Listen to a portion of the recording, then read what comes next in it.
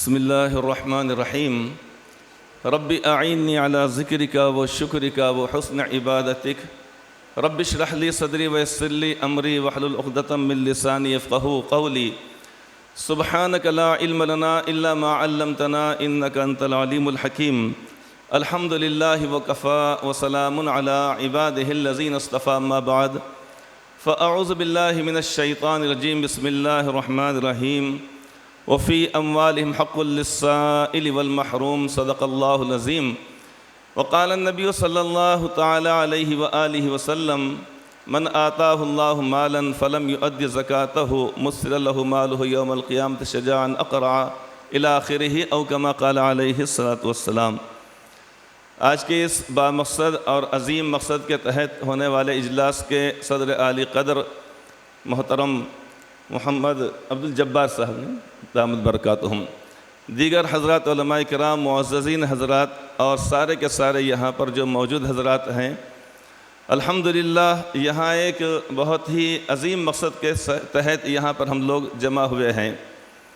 جس کو ہمیں سمجھنے کی ضرورت ہے۔ یہاں پہ الحمدللہ جتنے بھی ہمارے مقررین حضرات آئے ہیں ان تمام نے بڑی پرمغز باتیں یہاں پر بیان کی ہیں، انتہائی نفع بخش اور انتہائی مفید، ایک ایک جملہ، ایک ایک بات اور ایک ایک چیز کو بڑے اچھے انداز سے انہوں نے بیان کیا ہے جو واقعتاً ہم سب کے لیے قابل غور ہے اور قابل عمل ہے، بڑی اچھی بات ہے۔ یہاں پر ہمارا جمع ہونا اس مقصد سے ہے کہ زکوٰۃ جو ہمارا ایک فریضہ ہے اللہ رب العزت کی جانب سے، نماز کے تعلق سے حکم یہ ہے کہ اس کو اجتماعی طور پہ ہم کو پڑھنا ہے۔ مثلاً جب فجر کا وقت ہوگا سارے ایمان والے مکلف ہیں اسی وقت میں اور مسجد کے اندر جا کر الا کہ کوئی عذر ہو لیکن اسی وقت کے اندر نماز ادا کر لیں۔ اسی طریقے سے رمضان المبارک کا مہینہ آتا ہے، اس موقع پہ سارے اہل ایمان جہاں کہیں دنیا کے اندر روئے زمین پر بستے ہوں ان کو رمضان شریف کے مہینے ہی کے اندر اجتماعی طور پہ ان کو رمضان شریف کے روزے رکھنا ہے، مغرب کے وقت اجتماعی طور پہ ان کو افطار کرنا ہے، رمضان شریف کے مہینے ہی میں ان کو اعتکاف کرنا ہے۔ حج کا جب موقع آئے گا اجتماعی طور پر ہی ان کو 8، 9، 10، 11، 12 ذی الحجہ ان 5 ایام میں سارے کے سارے احکامات کو ادا کر دینا ہے۔ یہ 3 چیزیں، اب اس کے اندر جیسا کہ ساری چیزیں جو ہو جاتی ہیں، اعتکاف کرنا ہوا، پھر اسی طریقے سے قربانی کا معاملہ ہے، بقرعید کے موقع پہ ان کو ادا کرنا ہے، یہ چند چیزیں وہ ہیں جن کو اجتماعی طور پہ سارے اہل ایمان کو ایک ساتھ ایک وقت ایک مہینے کے اندر یا ایک وقت میں ان کو ادا کرنا ہے۔ لیکن اس کے علاوہ زکوٰۃ جو اسلام کا اور دیگر اہم ترین فرائض میں سے ایک فریضہ ہے، اس کے اندر ادائیگی کے اندر اجتماعیت کو نہیں رکھا گیا ہے، عشر کو بھی نہیں رکھا گیا ہے۔ ہاں اجتماعی طور پر ہم جمع کر کے یہاں پر ان لوگوں تک پہنچنے کے لیے اجتماعی نظم ہو، یہ یقیناً قابل تعریف ہے، اس سے انکار نہیں کیا جا سکتا۔ عشر کا معاملہ ہے، کھیتی اللہ رب العزت نے مجھے دی، آپ کو دی، آپ کو دی، آپ کو دی، جس روز جس شخص کے پاس کوئی اناج یا اسی طریقے فصل آ جائے، حکم خدا بندی ہے وَآتُوا حَقَّهُ يَوْمَ حَصَادِهِ کہ جس روز فصل کٹ کے آ جائے اسی روز اس میں سے عشر یا نصف عشر جو تفصیل احکامات علماء کرام سے معلوم کیے جا سکتے ہیں اس کو ادا کرنے کا حکم دیا گیا ہے۔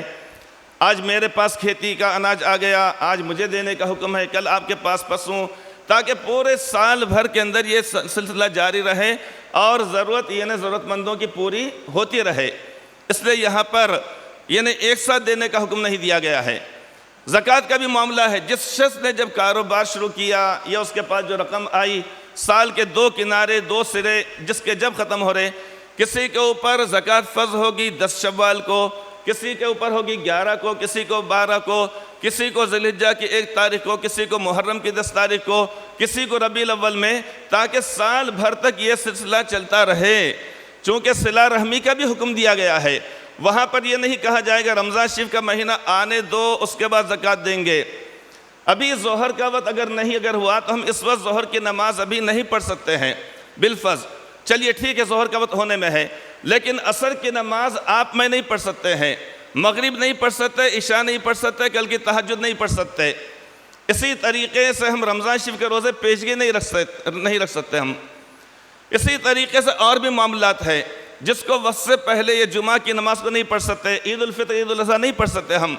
لیکن زکوٰۃ کا معاملہ ایسا ہے کہ آئندہ 10 سال کی زکوٰۃ بھی کوئی شخص پیشگی ادا کرنا اگر چاہے، شریعت نے اس کے اندر گنجائش رکھی ہے۔ حالانکہ نماز فرض ہے نہیں پڑھ سکتے، روزہ نہیں رکھ سکتے، حج نہیں کر سکتے، لیکن بندوں کی چونکہ اس سے ضرورت وابستہ ہے، اس لیے حکم خداوندی جو ہے وَأَقِيمُوا الصَّلَاةَ وَآتُوا الزَّكَاةَ، اس بارے میں وضاحت کی ہے علماء کرام نے کہ اگر کسی شخص کے اوپر زکوٰۃ فرض نہیں ہوئی اور اس نے اگر زکوٰۃ اگر دے دیا، پیشگی دے دیا، جس وقت کے سال ختم ہو جائے گا اس کے بعد اس کا حساب کر لے گا کہ میں نے ابھی میرے اوپر زکوٰۃ فرض نہیں ہوئی تھی، 2 مہینے پہلے میں نے دے دیا زکوٰۃ، جب 2 مہینے کے بعد جب وہ حساب کرے گا، لہٰذا اگر اس نے 10,000 روپے اگر دے دیا تھا، 40,000 روپے زکوٰۃ اگر فرض ہو رہی تھی، اب اس کے بعد وہ شخص 30,000 روپے دے ڈالے گا، 10 کو شامل کر لے گا۔ کیوں؟ اس لیے کہ آج ایک شخص بھوکا مر رہا ہے، آج اس کو ضرورت ہے، آج پریشان حال ہے، اور ہم کہیں گے نہیں بھائی 2 مہینے کے بعد آؤ، میرے پر زکوٰۃ فرض ہوگی، اب وہ بیچارہ چلا گیا کسی اور کے پاس، وہ کہہ رہا 6 مہینے کے بعد آؤ، کوئی کہہ رہا بھائی 8 مہینے کے بعد آؤ، اس وقت تک اس نے کرنا تو کیا کرنا چاہیے؟ لہٰذا بندوں کی ضرورت چونکہ مقدم ہے، اس لیے اللہ رب العزت نے اپنے عائد کے فریضے کو اللہ تعالیٰ نے وقت سے پہلے زکوٰۃ اور صدقات کے اندر اللہ تعالیٰ نے اجازت دے رکھی ہے، یہ حکم ہے اس کے اندر۔ اب رہ گئی یہ بات کہ کس کو دیا جائے کس کو نہ دیا جائے۔ عام طور پہ ہمارے ذہن کے اندر یہ بات ہوتی ہے جو غربا، جو ضرورت مند، جو فقراء ہمارے پاس آتے ہیں ہم دے دیتے ہیں، بڑی اچھی بات، دینا چاہیے، اپنے رشتہ داروں کے اندر دیکھنا چاہیے، چونکہ حکم خداوندی ہے وَآتَ الْمَالَ عَلَىٰ حُبِّهِ ذَوِي الْقُرْبَىٰ وَالْيَتَامَىٰ وَالْمَسَاكِينِ وَابْنِ السَّبِيلِ، یہاں پر حکم دیا گیا ہے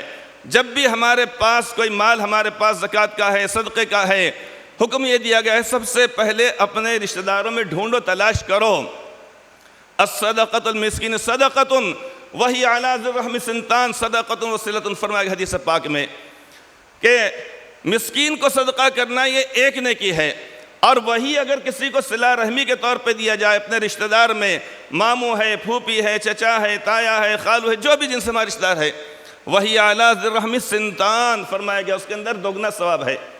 صدقۃ وصلۃ،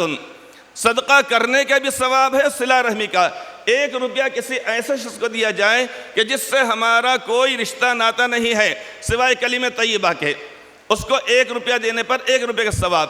لیکن اگر کسی رشتہ دار کو اگر دیا جائے گا تو اس میں بتایا گیا ہے کہ صدقات یعنی سنتان، دوگنا ثواب اللہ تعالیٰ تعالیٰ فرماتے ہیں۔ اس لیے ہمارے پاس جب زکوٰۃ، صدقات، یہ جو بھی ہمارے پاس رقم ہوگی اپنے رشتہ داروں میں دیکھنا چاہیے، اپنے محلے میں، اپنے پڑوس کے اندر دیکھنا چاہیے۔ اس کے علاوہ بہت سارے لوگ وہ ہوتے ہیں کہ جو غیرت مند اور خوددار ہونے کی وجہ سے کسی کے دروازے پر جا کر وہ بات نہیں کہیں گے کہ مجھے یہ ضرورت ہے، اس لیے اللہ رب العزت نے فرما دیا وَفِي أَمْوَالِهِمْ حَقٌّ لِلسَّائِلِ وَالْمَحْرُومِ، لوگوں کے مال میں حق ہے، للسائل مانگنے والوں کا، جو دروازے پر آئے، جو دروازے پر جو آتا ہے کوئی شخص، واقعتاً کوئی اس کی ضرورت ہوتی ہے، ورنہ کون کس کے در پہ جاتا ہے، وقت مجبور کر کے لاتا ہے۔ بندہ پرور بات ہے یہ صرف اتنی کہ بندہ بندے کے کام آتا ہے، کب کسی کی ہمیشہ چلتی ہے، شام ہوتے ہی دھوپ ڈھلتی ہے۔ تو کوئی شخص اگر آیا، اگر جیسا کہ ہمارے محترم ڈاکٹر صاحب بتلا رہے تھے، کسی نے کہا میرے کاروبار ٹھیک نہیں، پریشان، ارے بھائی چلتا، یہ دنیا دار التکلیف ہے، دار السرور آخرت ہے اور دار الفرحت آخرت ہے، یہ بول کے بات کو کول نہیں دینا، گلی کی طرح اچھالنا نہیں ہے، سوچنا چاہیے یہ شخص ہم سے بول رہا ہے، اس نے اپنا ہمدرد سمجھ کر، اپنا خیر خواہ سمجھ کر ہمارے پاس آیا ہوگا وہ شخص، اور یہ کہا ہوگا کہ میرا مسئلے کا حل یہاں پر کچھ نکلے گا۔ تو ایک تو یہ بات ہے اس کو تسلی خالی دے دینا، ارے بھائی یہ چلتا ہے، یہ الگ چیز ہو گئی، لیکن دیکھنا اس کے کہاں پر پریشانی ہو رہی ہے، کیوں تکلیف میں مبتلا ہے، اور اس مسئلے کا حل میں کیا نکال سکتا ہوں۔ واللہ فی عون العبد ما کان العبد فی عون اخیہ، حدیث پاک میں آیا ہے اللہ تعالیٰ اپنے بندے کی مدد میں اس وقت تک لگے رہتے ہیں جب تک کہ بندہ اپنے بھائی کی مدد میں لگا رہتا ہے۔ یہ بات فرمائی گئی حدیث پاک میں۔ تو دو قسم کے لوگ ہوتے ہیں، وفی اموالہم، لوگوں کے مالوں میں حق ہے فرمایا گیا، للسائل، مانگنے والے کا، والمحروم، جو غیرت اور خودداری کی وجہ سے کسی سے سوال نہیں کرتا۔ لیکن کتنے لوگ وہ ہوتے ہیں، کچھ لوگ زمانے میں ایسے بھی تو ہوتے ہیں، کچھ لوگ زمانے میں ایسے بھی تو ہوتے ہیں، محفل میں جو ہنستے ہیں تنہائی میں روتے ہیں۔ تو ہم کو یہ نہیں معلوم ہوتا ہے کہ کوئی شخص اس کے ظاہری لباس کی وجہ سے یا اسی طریقے اس کے چہرے کے اوپر مسکراہٹ کی وجہ سے ہم نہیں سمجھ پاتے ہیں کہ یہ شخص ضرورت مند ہے، حالانکہ وہ ضرورت مند ہوتا ہے۔ لہٰذا اس اعتبار سے ہمارے پاس یہ جو نظم کیا جا رہا ہے بڑا قابل مبارکباد ہے۔ اس کی وجہ سے نہ غرباء کو فکر مند ہونے کی ضرورت ہے کہ ہمارا حق مار دیا گیا، مدارس والے آ گئے لہٰذا انہوں نے حق مارا، اب تیسری ٹیم میدان میں کود گئی، اجتماعی طور پہ لاؤ بھائی پیسہ، لاؤ بھائی لاؤ پیسہ۔ جس کا جو مقدر میں اللہ تعالیٰ نے لکھا ہے وہ برابر ملنے والا ہے۔ لہٰذا ہماری ذمہ داری یہ ہوتی ہے، کیا ذمہ داری ہوتی ہے؟ سامنے والے کی مجبوری کو سمجھنا چاہیے۔ ایک واقعہ بیان کر کے میں بات ختم کرتا ہوں، چونکہ آج عالم یوم خودکشی جیسا بتلایا گیا ہے، وہ بھی اس طریقے سے متعلق سمجھے۔ حضرت مولانا محمد عبد الکریم صاحب پارک رحمۃ اللہ علیہ، مسلم فضلہ بورڈ کے وہ یعنی خازن بھی رہ چکے ہیں، بڑی قابل شخصیت، ان کا نام بھی سنا ہوگا آپ حضرات نے بہت ساروں نے، اور ان کو دیکھا بھی ہوگا یقینی طور پہ۔ وہ ایک مرتبہ بیان کرنے کے لیے، تقریر کے لیے بمبئی گئے ہوئے تھے،